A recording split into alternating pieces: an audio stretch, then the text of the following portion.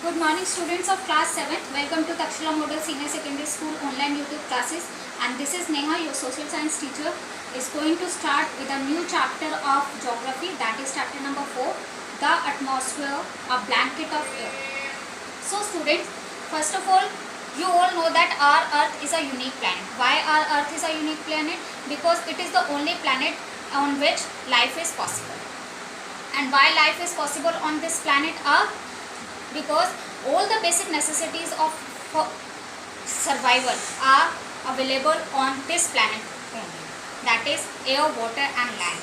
So you all know that 70% of the earth's surface is covered with water, 30% of the earth's surface is with land, and what about air? So students, today we will learn about the concept of air, that is directly related to the atmosphere. Our earth is surrounded by a thick layer of air called atmosphere. हमारी पृथ्वी की चारों ओर एक मोटी परत है air की जिसे कि एटमॉस्फेयर कहा जाता है. और first of all open page number 120 in your books. I think now you all have open page number 120 in your books, and read out the first paragraph in your books, that is the Earth's atmosphere acts like a filter. And why Earth's atmosphere acts like a filter?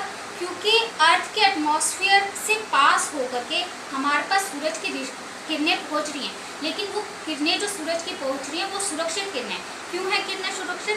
क्योंकि हमारे अर्थ के बाहर जो atmosphere की layer है उसमें है एक ओजोन लेयर. वो ओजोन लेयर का काम है कि हार्मफुल अल्ट्रावायलेट रेडिएशंस जो कि एमिट हो रही हैं सूरज से, वो अर्थ पर आने से, अर्थ के सरफेस तक आने से रोकती हैं, वो ozone layer. So our Earth's atmosphere acts like a filter because it prevents us from the dangerous ultraviolet rays emitting from the sun.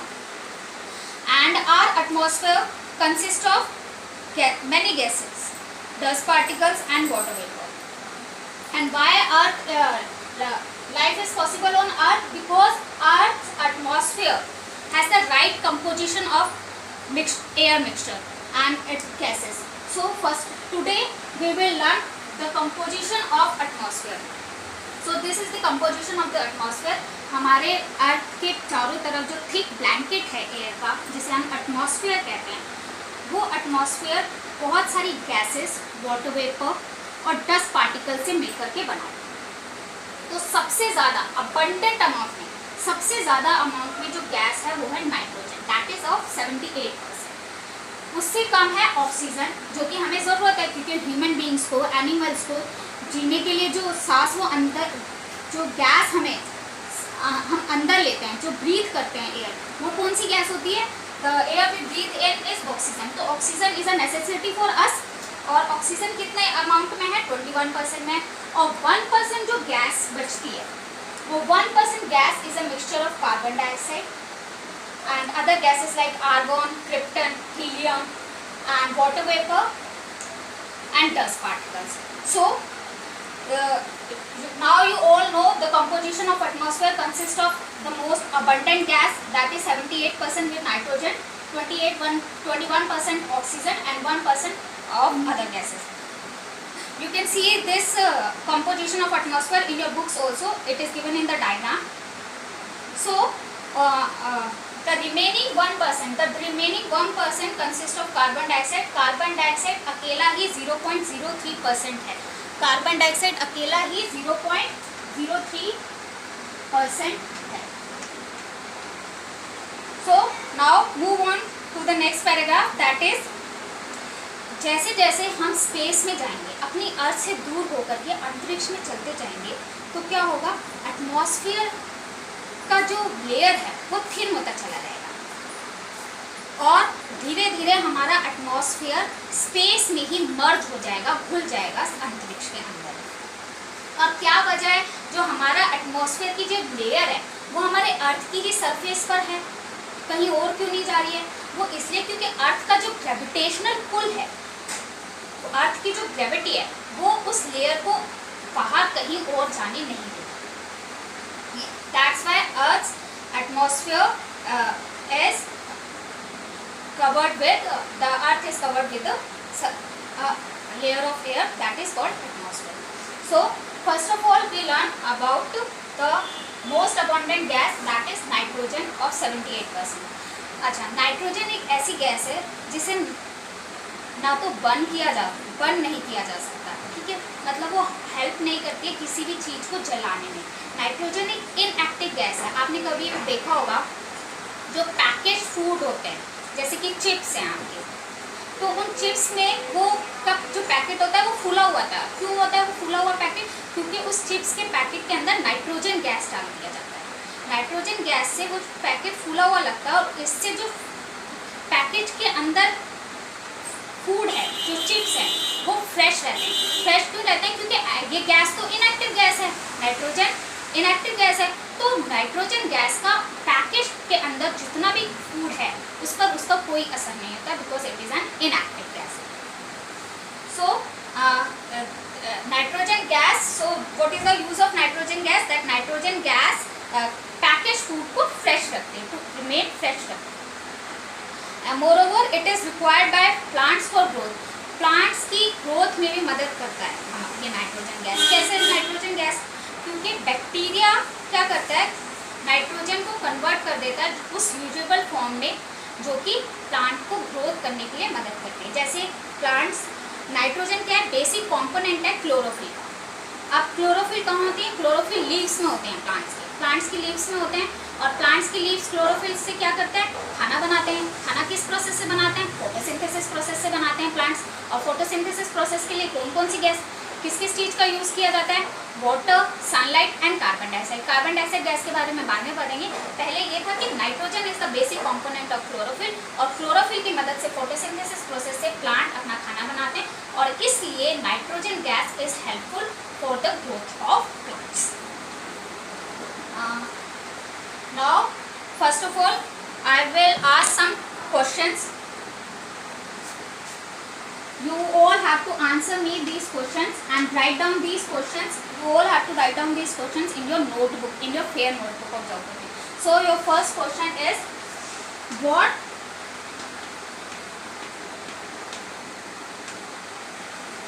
surrounds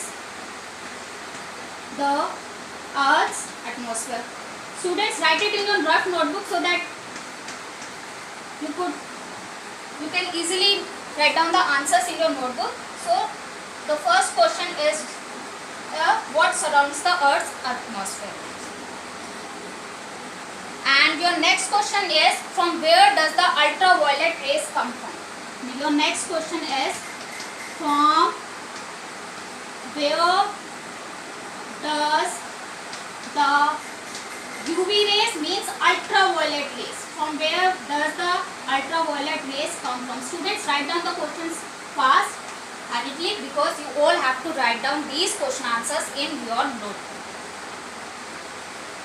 I think now you have write down the question answers. If you don't write the question answers, then pause the video and then you can write down.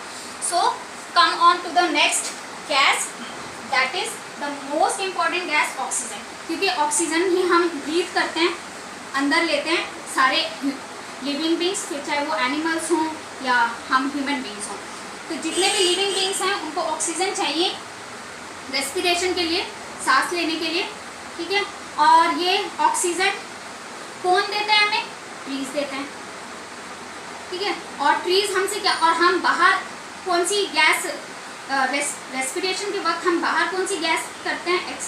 वो होती है Excel. Excel जो gas हम करते हैं वो होती है कार्बन डाइऑक्साइड। तो gas which we inhale in us, that is oxygen, जो कि हमें सांस लेते हैं जिससे। And the gas which we exhale out, that is carbon dioxide, जो कि प्लांट्स ले लेते हैं और कार्बन डाइऑक्साइड गैस से वो अपना खाना बनाते हैं। So oxygen, the first use of oxygen gas is that oxygen, all living beings require oxygen for respiration. सांस लेने के लिए ऑक्सीजन की जरूरत है। Oxygen is the major component which support burning. आप बिना ऑक्सीजन की मदद से कुछ भी चीज़ जला नहीं सकते, ठीक है। जैसे नाइट्रोजन क्या था, नाइट्रोजन गैस तो किसी चीज़ में हेल्प नहीं करती बर्न करने में, क्योंकि वो तो इनएक्टिव गैस है। लेकिन ऑक्सीजन क्या है? ऑक्सीजन के बिना आप कोई भी चीज़ बर्न नहीं कर सकते। तो किसी भी फ्यूल को जलाने के लिए एक एडिक्वेट अमाउंट का सप्लाई का ज़रूरत, एडिक्वेट सप्लाई ऑफ ऑक्सीजन ज़रूरी है किसी भी फ्यूल को, किसी चाहे वो लकड़ी हो, कोल हो, जो भी फ्यूल हो, आपको किसी भी फ्यूल को जलाने के लिए एक adequate amount of oxygen supply देना पड़ेगा, तभी वो फ्यूल बर्न करेगा। और ऑक्सीजन क्या है, हम हैवी गैस है, तो ऑक्सीजन हमारे एटमॉस्फेयर में नीचे की परत पर ही मिल जाएगा। नेक्स्ट, आपने देखा होगा कि कई बार हाई एल्टीट्यूड्स पर ऑक्सीजन खत्म हो जाता है। जैसे जो माउंटेनियर्स होते हैं वो ऑक्सीजन गैस सिलेंडर्स लेकर क्लाइंब करते हैं माउंटेन्स को। क्यों करते हैं? क्योंकि at high altitudes the oxygen content is very low, becomes very low, that's why mountaineers take oxygen gas cylinders with them. ऐसे जो डाइवर्स होते हैं वो सी में जाने पर क्या हो जाता है, सी में पानी ज़्यादा होता है, पानी ही होता है सी में, तो पानी किसका होता है, hydrogen. Water is a mixture of two gas, that is hydrogen and oxygen. लेकिन water is a mixture of two molecules of hydrogen. तो वाटर में जब डाइवर्स जाते हैं, सी में जब डाइवर्स डाइविंग करते हैं, तो हाइड्रोजन गैस की मात्रा ज़्यादा हो जाती है, ऑक्सीजन की मात्रा कम हो जाती है। इसलिए डाइवर्स की डाइविंग करते वक्त सी में क्या लगते हैं अपने पीछे ऑक्सीजन मास सिलेंडर्स, ताकि ऑक्सीजन कंटेंट जब कम हो जाए तो ऑक्सीजन सिलेंडर्स को यूज़ कर सकें। तो इसलिए ऑक्सीजन बहुत ही ज़्यादा ज़रूरी है।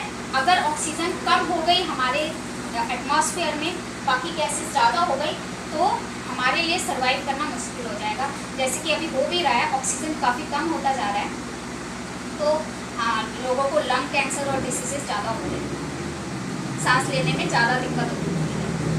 अब नेक्स्ट गैस पर आते हैं, that is carbon dioxide gas. Look, I already tell you that carbon dioxide gas is constitutes of 0.03% of the Earth's atmosphere. और ये बहुत ही इम्पोर्टेंट गैस है। Why this gas is very important? Because plant हमें oxygen देते हैं, लेकिन plant हमें oxygen कब देंगे? जब प्लांट अपना खाना बना पाएंगे। और प्लांट खाना कब बना पाएंगे? क्योंकि प्लांट को खाना बनाने के लिए तीन चीज़ों की ज़रूरत होती है।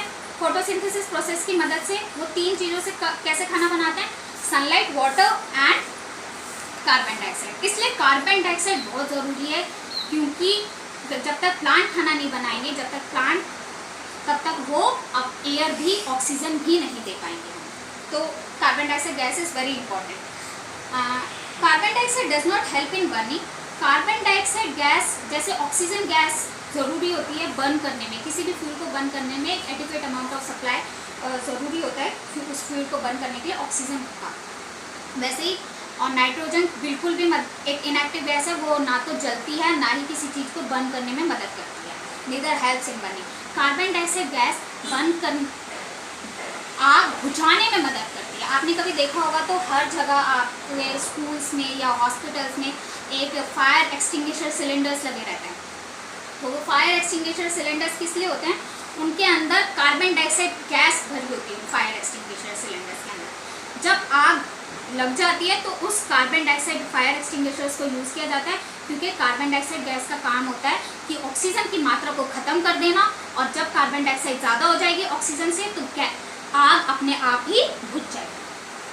तो carbon dioxide gas is used to extinguish fire, आग को बुझाने में काम आती है। It is also dissolve in water to make soft drinks. Carbon dioxide gas dissolve पानी में बहुत जल्दी हो जाती है, इसलिए सॉफ्ट ड्रिंक्स में, जैसे कि आपकी कोका कोला है, पेप्सी है, कोक है, उन सब में आपने देखा होगा बहुत सारा झाग होता है। जब आप उसको लिड को ओपन करते हैं तो वो क्या झाग निकलता है? वो कार्बन डाइऑक्साइड गैस निकलता है। उसे क्यों डाला जाता है? ताकि वो कोक सेफ रहे, प्रिजर्व रहे, एज अ प्रिजर्वेटिव काम करे, और वो इजीली डिसॉल्व भी हो जाती है पानी के अंदर। I think I should ask one more question from you, that is, so students write down again this question, that is, next question is,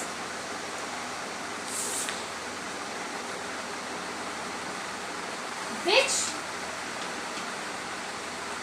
gas is used by the plants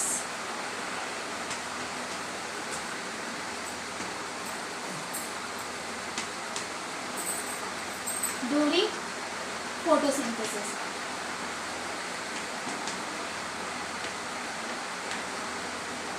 So this is your question number 3. Students, write down fast.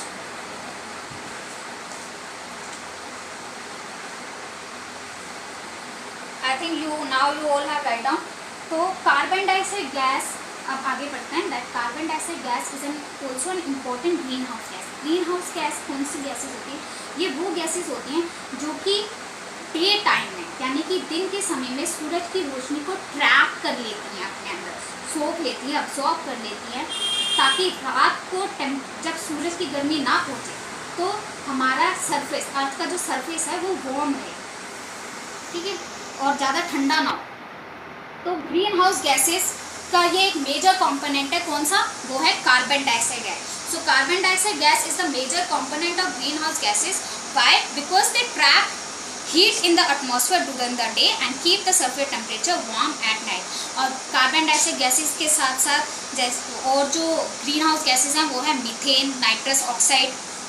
अच्छा, carbon dioxide gas होनी चाहिए क्योंकि बहुत सारे इसके uses हैं. इसके बिना फायर को एक्सटिंग्विश नहीं किया, बुझाया नहीं जा सकता. प्लांट्स खाना नहीं बना पाएंगे, अपना खाना नहीं बनाएंगे तो वो हमें ऑक्सीजन नहीं दे पाएंगे. तो बहुत सारे यूजेस हैं और ग्रीन हाउस इफेक्ट में भी इसका यूज है. लेकिन अगर कार्बन डाइऑक्साइड की अमाउंट, कार्बन डाइऑक्साइड का मात्रा एटमॉस्फेयर में, हमारी एयर में ज़्यादा हो गया तो वो ग्लोबल वार्मिंग का रीज़न बन जाएगा. क्यों बन जाएगा ग्लोबल वार्मिंग का रीज़न? क्योंकि कार्बन डाइऑक्साइड गैस कब आएगा? जब फॉसिल फ्यूल बहुत ज़्यादा, हम जैसे कि डिफोरेस्टेशन होता है, हम लोग काटते रहते हैं कार्बन डाइऑक्साइड, और पेड़ों को काटते रहते हैं, और फॉसिल फ्यूल्स को हम काफ़ी ज़्यादा यूज़ करते हैं, जैसे लकड़ियों को जलाना, कोयले को जलाना. तो इससे क्या होता है, लकड़ियों को जलाना, कोयले को जलाते वक्त बहुत सारी कार्बन डाइऑक्साइड गैस रिलीज होती है. तो अगर ये ज़्यादा कार्बन डाइऑक्साइड गैस भी अगर अर्थ के सरफेस पर रिलीज हुई तो क्या होगा, बहुत सारी हीट हो जाएगी. बहुत सारी हीट अगर ट्रैप हो गई अर्थ के सरफेस के अंदर तो ग्लेशियर्स पर जो स्नो है वो मेल्ट होना स्टार्ट हो जाएगी. अगर वो स्नो मेल्ट होना स्टार्ट हो जाएगी तो वो ग्लोबल वार्मिंग, क्योंकि उससे क्या होगा, एवरेज टेम्परेचर जो है हमारे अर्थ का वो बढ़ जाएगा, यानी गर्मी ज़्यादा हो जाएगी. गर्मी जब ज़्यादा हो जाएगी, कार्बन डाइऑक्साइड क्योंकि ज़्यादा हुई है तो गर्मी ज़्यादा हो जाएगी, ग्लोबल वार्मिंग हो जाएगी, ग्लेशियर्स मेल्ट होने लग जाएंगे, पानी की मात्रा ज़्यादा हो जाएगी और अल्टीमेटली पूरा का पूरा लैंड सबमर्ज्ड हो जाएगा. तो हमारे पास रहने की जगह ही नहीं होगी.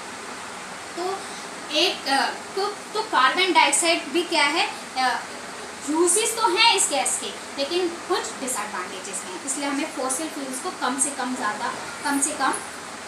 इस्तेमाल करना चाहिए, कम से कम जलाना चाहिए. तो students, this is all for today and one more question I want to ask from you. Write down one more question, that is, and this is the last question and you all have to answer these question answers in your notebook. So your question number 4 is, which gas is dissolved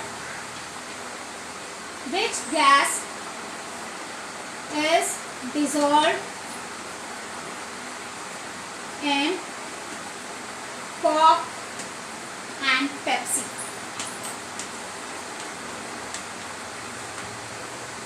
So this is your question number 4 and your homework for today is, you all have to write down these 4 questions. Write question number 1 to 4 in your notebook, in your fair notebook.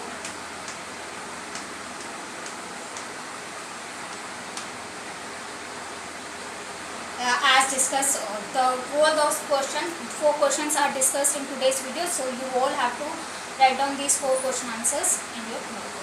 So students, I think now you all understand what is the composition of atmosphere. And thank you and have a nice day. Next topic we will cover in next lecture.